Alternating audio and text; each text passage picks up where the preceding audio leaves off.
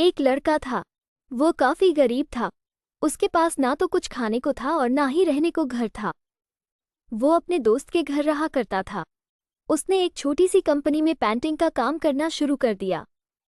धीरे धीरे उसके पास काफी पैसे भी हो गए। बाद में वो काफी धनी भी हो गया।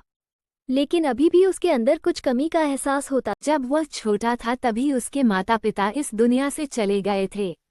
उसने कभी प्रेम को नहीं जाना था। एक दिन जब वह अपने किसी काम से बाहर गया था तो उसे एक लड़की दिखी जो कि काफी अच्छी और खूबसूरत थी। उसको देखते ही इस लड़की को उस लड़के से प्रेम हो गया।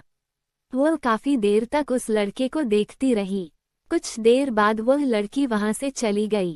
कुछ दिनों तक ये लड़का उस लड़की को खोजता रहा लेकिन वह लड़की न मिली। लेकिन नियति ने उस लड़की से इस लड़की को मिला दिया।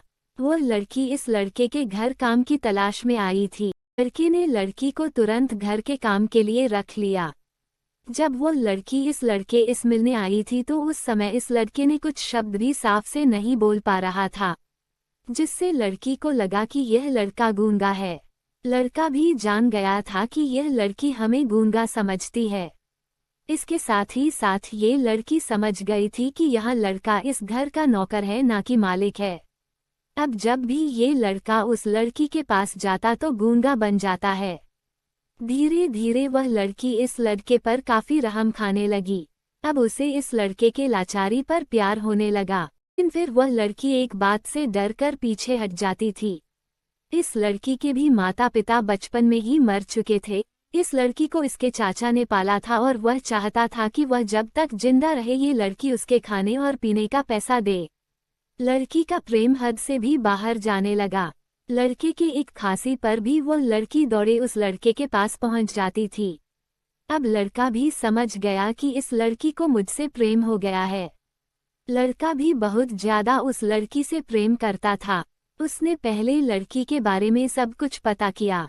जब उसे सब पता चल गया तो वह बहुत रोने लगा क्योंकि उसने गूंगे होने का झूठ बोला था। अब वह दिनों रात रोने लगा। लड़की अपने सैलरी में से लड़के की इलाज करवाने को कहती थी। एक दिन सुबह ही उस लड़की को पता चला कि वो लड़का हॉस्पिटल में भर्ती है, पर बेहोश पड़ा है। उसके आसपास काफी मशीन लगी हुई थी।